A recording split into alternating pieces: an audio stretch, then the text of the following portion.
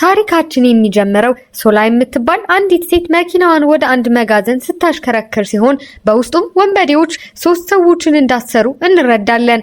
አለቃቸውም የድርጅታቸው መረጃ ማን እንዳስወጣ ሶላ እንድታጣራለት ይጠይቃታል። ሶላ ሰዎች ውሸት ሲናገሩ የመስማት ልዩ ችሎታ ስላላት 3ቱንም ሰዎች ስትጠይቃቸው ሁሉንም ንጹህ መሆናቸውንና እውነታቸውን እየተናገሩ እንደሆነ ትሰማለች።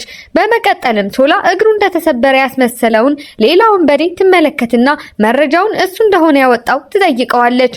እሱም እንዳልሆነ ሲናገር ሶላ ውሸቱን ትሰማዋለች። አለቃውም እውነቱን ሲያውቅ ካዲውን ያስወግድና ለሶላ ለስራዋ ክፍያዋን ይሰጣታል። ሶላ ከመጋዘኑ ስትወጣ የእግር ኳስ ልብስ የለበሰና ሸሚዙ ላይ የደም እድፍ ያለበትን አንድ ልጅ ስትመለከት በጣም ትደነግጣለች። በማግስቱ ጠዋት ከመጋዘኑ የነበረ አንድ ወንበዴ እሷን ማስፈራራት ሲጀምር ሶላ በጣም ስለፈራች እየሮጠች ወደ ህዝብ ማመላለሻ አውቶቡስ ዘላ ትገባለች። አውቶቡሱ ውስጥ ሃን የሚባል ልጅ ካይ የተባለ ሌላ ልጅን እየመታ ሲሆን ሃንም ካይ እህቱን እንዳታለላትና አሁን እንደጠፋች እየጮኸ ይናገራል። በዚህ ጊዜ ካይ ግንኙነታቸውን ማፍረሱን ብቻ ቢናገርም በድንገት ሶላ ወንበዴው አውቶቡሱን እየተከተለ እንደሆነ ትመለከታለች። ከዚህ ሁኔታ ለመውጣት በማሰብ ለሃን የካይ አዲስ የፍቅር ጓደኛ እንደሆነች ትነግረውና ወንበዴው አውቶቡሱ ላይ ከመውጣቱ በፊት ሃንን ከአውቶቡሱ ጎትታ በማውረድ ራሷንም ካይንም ታድናለች። ታሪኩ ወደ አሁኑ ጊዜ ይዘልና ሶላ አሁን ላይ ፕሮፌሽናል ውሸት አማዳኝ ሆና ከሾፌሯና ከዘበኛዋ ሬን ከሚባል ሰው ጋር ትሰራለች። አንዲት ባለጸጋ ደንበኛዋ ፍቅረኛዋ ጂን በእውነት ይወዳት እንደሆነ እንድታጣራላት ትቀጥራታለች። ሶላ ጂንን መጠየቅ ትጀምራለች። ነገር ግን ሰራተኛዋ ስትገባ ጂን ከዚህ በፊት ሰራተኛዋን አይቷት እንደማያውቅ ያስመስላል። ሶላም ወዲያውኑ ውሸቱን ትሰማዋለች። ሰራተኛዋ እርጉዝ መሆኗን የተመለከተችው ሶላ ልጁ የእሱ እንደሆነ ጂንን ትጠይቀዋለች። እሱም አይደለም ሲል ሌላ ውሸት እንደሆነ ትሰማለች። ሶላ ክፍያዋን ወስዳ ውሸታሙን ሰው ትታው ትሄዳለች። እንደ እውነቱ ከሆነ ሶላ ይህንን ልዩ ችሎታ ይዛ የተወለደችው እናቷ በህይወት እንድትኖር የሚያስችላትን ችሎታ እንዲሰጣት ጸልያላት ስለነበር እንደሆነ እንረዳለን። ምንም እንኳን እናቷ አቃቤ ህግ እንድትሆን ብትፈልግም ሶላ ትምህርት ላይ ጎበዝ ስላልነበረች ውሸታም ካፌ የሚባል የራሷን ድርጅት በመክፈት ችሎታዋን ገንዘብ ለመስራት አውለዋለች። ከዚህ በመቀጠል ሶላና ሬን ካይ ስለተባለ ታዋቂ የሙዚቃ ደራሲ የሚያወሩ ሲሆን ካይ ሽልማት ቢያሸንፍም በአደባባይ ግን የማይታይ ሰው እንደሆነ እንረዳለን። በሽልማት ስነ ስርዓቱ ላይ ኒያ የተባለች ዘፋኝ ሽልማቱን ተቀብላለት ዋንጫውን ወደ ካይ አፓርትመንት ይዛለት ከመጣች በኋላ ከሱ ጋር ለማደር ብትሞክርም እሱ ግን ፈቃደኛ አይሆንም። በኋላ ላይ ካይ የጭንቀት መድኃኒት እየወሰደ በባህር ዳር ስላሳለፈው አሳዛኝ ክስተት ያስታውስና ጋዜጠኞችም ሁልጊዜ ከቤቱ ውጪ ስለሚጠብቁት ወደ ራሱ ህንጻ ሾልኮ መግባት ግዴታ ይሆንበታል። ከ5 ዓመት በፊት ፖሊስ በነፍስ ግድያ ወንጀል እንደከሰሰውና ከሚዲያ ለማምለጥ ሲል የካይ ጓደኛ የሆነው ጄ ለአዲስ ሚስጥራዊ አፓርትመንት ቁልፍ እንደሰጠው እንረዳለን። ይህ በእንዲህ እንዳለ ሶላ ለጓደኛዋ ኪራ ጭንብል ያደረገ ሰው እየተከተላት እንደሆነ ትነግራታለች። በማግስቱ ሰውየው እንደገና ሲከተላት ሶላም የበርበሬ ስፕሬይ በመጠቀም ብታመልጥም በኋላ ላይ ግን ጭንብል ያደረገው ሰው ኪራን በሱቋ ውስጥ ያጠቃታል። በአቅራቢያው ያሉ ሰዎች ይዘው ጭንብሉን ሊያወልቁ ሲሉ ሰውየው ምንም አላደረኩም ብሎ ጮህና ሶላም ይህንን ስትሰማ እውነቱን እየተናገረ እንደሆነ ትረዳለች። ይህም ሰውየው ካይ እንደሆነና እሷም በአውቶቡስ ውስጥ ያዳነችው ልጅ መሆኗን እንዳወቀ እንረዳለን። ኪራ እውነተኛውን አጥቂ ሽቶ እንደረጨችበት ስትናገር ካይ ምንም አይነት ሽታ እንደሌለው ይገነዘባሉ። ስለዚህ እውነተኛውን ወንጀለኛ ሲያገኙት ካይ በጸጥታ አካባቢውን ለቆ ይሄዳል። ከጥቂት ጊዜ በኋላ ሶላ በሱቁ የነበረው ጭንብል የለበሰ ሰው አዲሱ ጎረቤቷ እንደሆነ ትረዳና ንጹህ ከሆነ ለምን ፊቱን እንደሚደብቅ በማሰብ ትገረማለች። በማግስቱ ሶላ አንድ ሰው ስለ መሬት ስምምነት እየዋሸ እንደሆነ ለማጣራት ከደንበኛዋ ጋር ትገናኛለች። ሰውየው እየዋሸ መሆኑን ስታረጋግጥለት ደንበኛዋ ሶላን በወርቅ ጡብ ትከፍላታለች። ከዚያም ሶላ የራሷ እናት አንድን ሰው ገንዘቡን ልታታልለው ስትሞክር ታገኛትና የእናቷን ውሸት በማጋለጥ ሰዎችን ማታለል እንድታቆም ትነግራታለች። ይህም እናቷን በጣም ያስቆጣታል። በዚያው ምሽት ሶላና ካይ በተለያየ አፓርትመንታቸው ውስጥ ሆነው አንድ አይነት የእግር ኳስ ጨዋታ እያዩ ለተለያየ ቡድን ሲደግፉ ያመሻሉ። የእቃ አቅርቦት ሲመጣ በኮሪደሩ ላይ ሲገናኙ ሶላ ጭምብል የለበሰው ሰው እሱ እንደሆነ ታውቀዋለች። በማግስቱ ጠዋት ሬን በድንገት የካይን ውድ መኪና በመጫሩ ካይ ወጥቶ ምንም እንዳልሆነና መጨነቅ እንደሌለበት ይነግረዋል። በኋላ ላይ ካይ ከእናቱ ጋር ይገናኛል። እናቱም ኃይለኛ ፖለቲከኛ ስትሆን ከዘፋኟ ኒያ ጋር ግንኙነት ጀምሮ እንደሆነ ትጠይቀዋለች። እሱም እንዳልሆነ ቢነግራትም በመቀጠልም አሁንም ገዳይ እንደሆነ ታስብ እንደሆነ ይጠይቃታል። እናቱም በጣም ተናዳ ትታው ትሄዳለች። በዚህ ጊዜ ሃንም ስለጠፋችው እህቱ መረጃ ለማግኘት የፖሊስ መኮንን መስሎ በመገኘቱ ታስሮ ፖሊስ ጣቢያ ውስጥ የሚገኝ ሲሆን ፖሊሶቹ ምንም አይነት ማስረጃ ስላላገኙ ጉዳዩ ከዓመታት በፊት መዘጋቱን ይነግሩታል። ይህ በእንዲህ እንዳለ የካይ የሙዚቃ ኤጀንሲ ዋና ስራ አስፈጻሚ የሆነው ሬክስ የሚባል ሰው ካይ የሙዚቃ ሀሳቦችን የሚሰርቅ ሌባ መሆን አለመሆኑን ማወቅ ስለፈለገ ሶላን ይቀጥራታል። ሶላም ለመርዳት ትስማማለች። በስብሰባ ወቅት ሶላ አጠገባቸው ተቀምጣ በልዩ መሳሪያ ታዳምጣለች። ሬክስ በሌብነት እስከሚከሰው ድረስ ካይ ለሁሉም የሬክስ ጥያቄዎች እውነቱን ይመልሳል። ነገር ግን ሬክስ እውነት እንዳልሆነ ቢናገርም ሶላ ውሸቱን ተሰማበትና ሐሳቦቹን የሚሰርቀው ሬክስ ራሱ እንደሆነ ትረዳለች። ሬክስ የካይን ፊት ፎቶ ለማንሳት ሲሞክር ካይ ይከለክለዋል። ካይ ሲሄድ አድራሻውን በስልክ ሲናገር ሬን ይሰማና ካይ የሶላ ጎረቤት እንደሆነ ይረዳል። በዚያ ምሽት ሶላ ካይን ሰክሮ ከአፓርትመንታቸው ውጭ ጭምብል አድርጎ ስታገኘው ልብሱ ላይ ልክ ከስብሰባው ላይ እንደነበረው የመጠጥ እድፍ ታስተውልበታለች። ጭምብሉን ስታወልቅለት ማንነቱን ታውቀዋለች። በድንገት ካይ ከእንቅልፉ ሲነቃ እጇን ይዞ ምን እየሰራች እንደሆነ ይጠይቃታል። ነገር ግን ሚዛኑን መጠበቅ ስላልቻለ ቢወድቅም እርዳታዋን ግን አይቀበልም። በማግስቱ ሶላ ከካይ በር ውጭ ያልተወሰዱ መጠጦችን ስትመለከት እቤት እንዳልገባ ታውቃለች። በዚህ ጊዜ ኪያን የሚባል አዲስ ፖሊስ በአካባቢው ፖሊስ ጣቢያ የሚደርስ ሲሆን በመቀጠልም ካይ ከጋዜጠኞች እየሮጠ ሲያመልጥ ከሶላ ጋር ይጋጫል። ጭምብሉን ስላወለቀችበት ይቅርታ እንደምትጠይቀው ነገር ግን ቤት እንዳልነበረ እንዳስተዋለች ትነግረዋለች። ካይም ፊቱን ለይታው እንደሆነ ሲጠይቃት ሶላ ተዋሽና እሱ አይነት ወንድ እንደማይመቻት ትነግረዋለች። በኋላ ላይ አንድ ሰው የሶላን ስልክ ሊዋስ ሲጠይቃት ካይ ሌባ መስሎ ሊያስቆመው ይሞክራል። ሶላ ሰውየው እውነቱን እየተናገረ እንደሆነ ስለምታውቅ ስልኩን ትሰጠዋለች። ከትንሽ ቆይታ በኋላ የሶላ እናት አፓርትመንቷ ድረስ መታ ገንዘብ ስትጠይቃት ካይን ሲጨቃጨቁ ይሰማቸዋል። ከዚያም ሶላን በረንዳዋ ላይ ያገኛትና ሁሉንም ነገር እንደሰማ ይነግራታል። ሶላ እናቷ ለእሷ እውነተኛ ቤተሰብ እንዳልነበረች ትነግረዋለች። በማግስቱ ጠዋት በአሳንሰር ውስጥ ሲገናኙ ሶላ ስለ አንድ ደንበኛዋ ቀጠሮ ስልክ ሲደውልላት ካይ ይሰማል።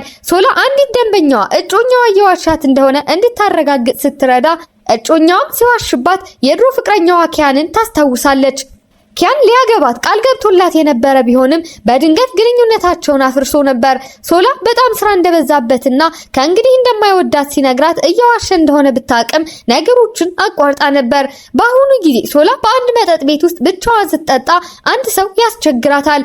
በመጠጥ ቤቱ ውስጥ ፒያኖ ይጫወት የነበረው ካይ ይህንን ሲመለከት ጣልቃ ይገባል። ካይ የሰከረችው ሶላን ወደ ውጭ ካወጣት በኋላ መኪና ውስጥ ሳሉ ስላመማት ለምን ጭምብል እንዳላደረገ ስትጠይቀው በፍጥነት ያደርጋል። ከዚያም ወደ አንድ ሬስቶራንት ይሄዳሉ።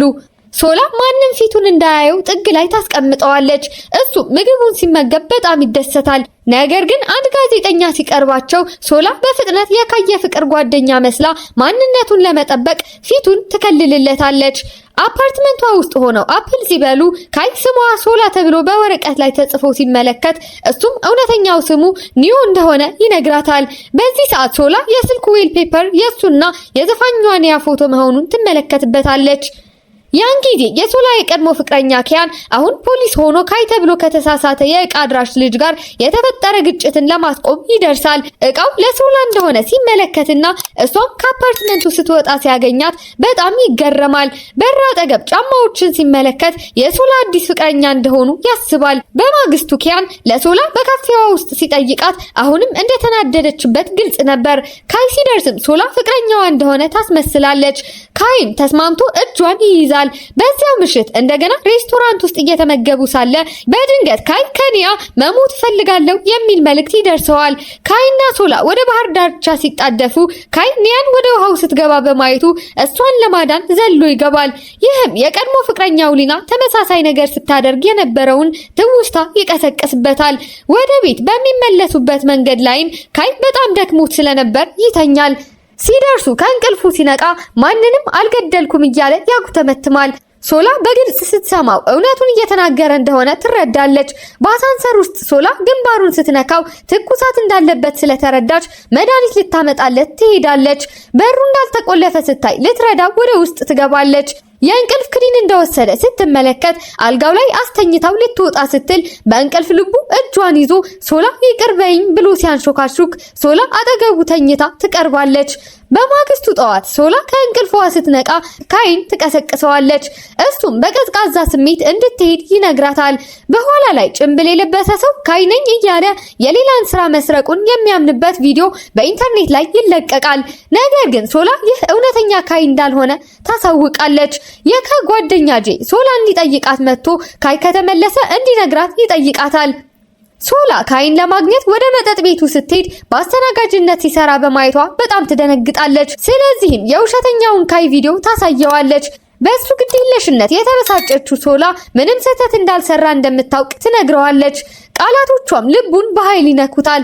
ካይ በመቀጠል ውሸተኛውን ሰው ሲያገኘው እሱም ኤሊ የሚባል ወጣት ሙዚቀኛ ሲሆን ዋና ስራ አስፈጻሚው ሬክስ እንዳስገደደው ይናዘዛል።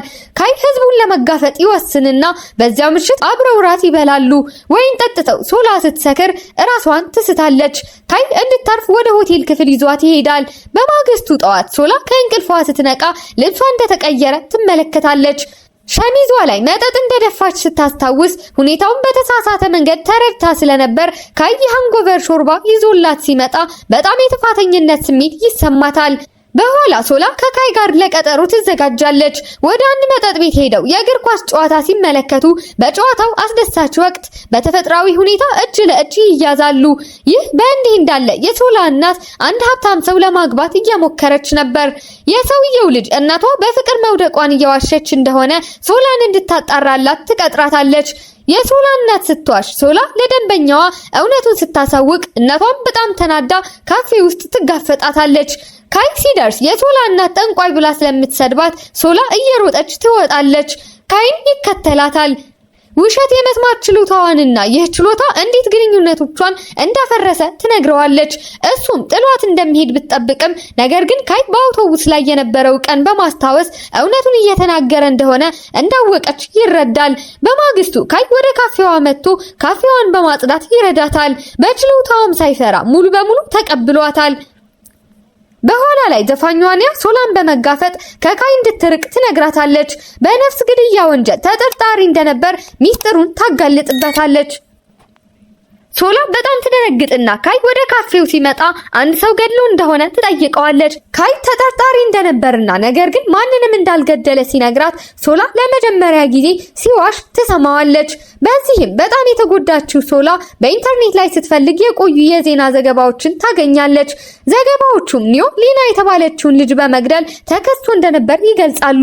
በአሁኑ ጊዜ ካይ ሶላን በካፌው ሲያገኛትና ጉዳዩን ስትመረምር እንደሆነ ሲመለከት ሶላ በቀጥታ በእርግጥ ገድለሃታል ብላ ትጠይቀዋለች። እሱም እንዳልገደለ ሲደግምላት በድጋሚ ውሸቱን ትሰማዋለች። ግራ በመጋባትና በመጎዳት ትታው ትሄዳለች። በዚያ ምሽት የሰከረችው ሶላ ግብግብ ውስጥ ስትገባ ካይ ሊከላከልላት ቢመጣም ግንኙነታቸው ግን እንደሻከረ ይቆያል። ለሹመት እየተወዳደረች ያለችው የካይ እናት ቅሌትን ለማስወገድ ካይ ወደ ጀርመን እንዲልከው ለጂ ትነግረዋለች። ይህ በእንዲህ እንዳለ ሶላ ለአንድ ደንበኛዋ ሆስፒታል ሄዳ የቀድሞ ፍቅረኛዋን ኪያንን በካንሰር ህመሟን ክፍል ውስጥ ታገኘዋለች። በኋላ ላይ ከእሱ ጋር እራት ትበላለች። ደረጃ 3 ካንሰር ስለነበረበት እንደተለያያት አሁን ግን ደህና እንደሆነ ይናዘዝላትና ሁለተኛ እድልም ይጠይቃታል። ነገር ግን ሶላ ሌላ ሰው እንደምትወድ ትነግረዋለች። በዚያ ምሽት ሶላ ካይን ከአፓርትመንቱ ውጭ እንዲወጣ ትደውላለች። የሊና ወንድም ሃን የጠበቃ ሰራተኛ መስሎ እዚያ መኖሩን እንረዳለን። ካይ በስልክ የሃንን ድምጽ ሲሰማ ከአውቶቡሱ ላይ የነበረው ሰው እንደሆነ ለሶላ ያስጠነቅቃታል። ሶላም ለካይ በመጨነቅ ወደ ህንጻው ትከተለውና ሃን ሊያየው ሲል ጎትታ ታስጥለዋለች። ውስጥም በሰላም ከገቡ በኋላ ካይ ለሶላ ሁሉንም ነገር ይነግራታል። እንደ እውነቱ ከሆነ ሊና በጣም ተቆጣጣሪና አስጨናቂ እንደነበረች፣ በመጨረሻም የተዋት ቀን እሷ በባህር ዳርቻ ነበረች። እሱም ጥሏት ሲሄድ በኋላ ላይ ፖሊስ በግድያ ወንጀል ያስረዋል። ምንም እንኳን በአካል ባይገድላትም ለሞቷ ኃላፊነት ስለተሰማው ብቻ ጥፋቱን አምኖ እንደነበር እናውቃለን። ሶላ አሁን የእሱ ውሸት ከጥፋተኝነት ስሜት የመነጨ እንደሆነ ስትረዳ ታቅፈዋለች። ካይ ለደህንነቷ ስትል በዚያው ምሽት እዛው እንድታድር ይነግራታል። በማግስቱ ጠዋት የእግር ኳስ ጨዋታ ሲመለከቱ እንቅልፍ ይወስዳቸዋል።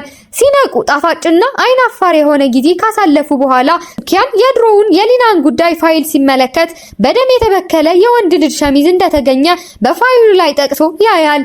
በተመሳሳይ ሰዓት ሃን ካይን ወጥመድ ውስጥ ለማስገባት ዘፋኟን ያን ያግታታል። ካይ ሊገናኘው ሲሄድ ሃን በቢላዋ ያጠቃዋል። ነገር ግን ካይን ይከተለው የነበረው ኪያን ጣልቃ ገብቶ ያድነዋል። ሃን ሲያመልጥ ኪያን ካይን ኒዮ እንደሆነ ይጠይቀዋል። ካይ መሆኑን አምኖ ሶላ ሁሉንም ነገር እንደምታውቅ ይነግረዋል። ካይ ምንም ነገር ከእርሷ እንደማይደብቅ ቃል ገብቶ ከግጭቱ ያገኘውን ጉዳት ለሶላ ያሳያታል። በይፋም የፍቅር ጓደኛው እንድትሆን ይጠይቃታል። እሷም ትስማማለች። በምሽቱ መጨረሻ ላይ ርችት እየተመለከቱ ሲሳሳሙ በድንገት ፖሊስ በጫካ ውስጥ የተቀበረውን የሊናን አስክሬን ያገኛል። የግድያ ምርመራውም እንደገና ይከፈታል። ኪያን ለሶላ ስለተገኘው አስክሬን ይነግራታል። እሷም ካይን ለመፈለግ ወደ መጠጥ ቤቱ ትሄዳለች። ፒያኖ ሲጫወት ስታየው እንዳዘነ ይሰማታል። ነገር ግን ምክንያቱን ሳትነግረው ዝም ብላ ታቅፈዋለች። ፖሊስ ካይን ለምርመራ ይጠራዋል። እሱም እንደተለያዩና ራሷን እንዳጠፋች የሚለውን ተመሳሳይ ታሪክ ይነግራቸዋል። ይህ በእንዲህ እንዳለ ሃን ካይን በአፓርትመንቱ ሊያጠቃው ይጠብቀውና ከአሳንሰሩ የወጣን ሰው ይወጋዋል። የወጋው ካይን ሳይሆን ሉካ የተባለ ዘፋኝ እንደሆነ ይረዳል።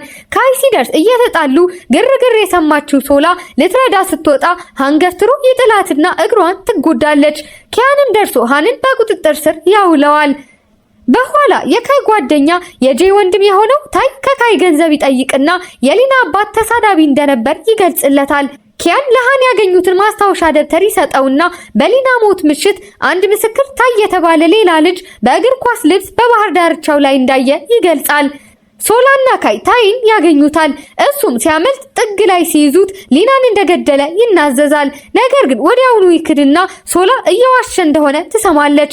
ኪያን ከማስታወሻ ደብተሩ ላይ የነበረውን ምስክር ያገኘውና ካይ ያልሆነ ሌላ ልጅ በእግር ኳስ ልብስ እንዳየ ያረጋግጥለታል።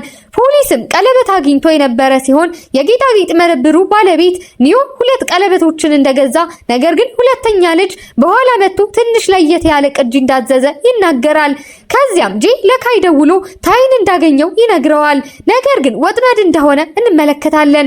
ሶላ በድብቅ ስታዳምጥ ካይ ጄን ይጋፈጠዋል። ጄን ታይ እጁን ለመስጠት እንደሄደና ከወንድሙ ይልቅ ሁል ጊዜ ካይን እንደሚመርጥ ይነግረዋል። ሶላ ግን ውሸቱን ትሰማለች። ዜናው ታይ እጁን እንደሰጠና ጉዳዩ እንደተዘጋ ቢዘግብም ኪያን ለሶላ ታይ ገዳይ እንደሆነ እንደማያምንና ለአንድ ሰው ሽፋን እየሰጠ እንደሆነ እንደሚመስለው ይነግራታል። ሶላ ታይን ለመጠየቅ ወደ እስር ቤት ትሄድና እውነተኛው ገዳይ ጄ እንደሆነና ታይ ጥፋቱን እንደተቀበለለት ትረዳለች።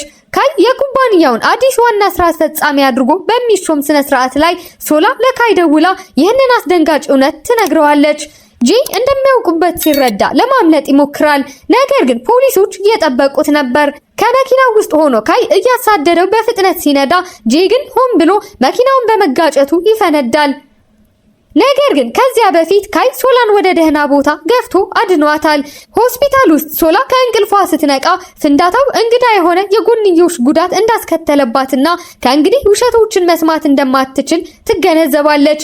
ጄም ተርፎ ሁሉንም ነገር ይናዘዛል። በዕለቱ ጄ ካይን ለመፈለግ ወደ ባህር ዳርቻ ሄዶ ሊናን እንዳገኛት እንደነበር ይረጋገጣል። ለካይ ያላትን ስሜት እንደምታጋልጥበት ስትዝትበት በድንገት በንዴት ገድሏታል።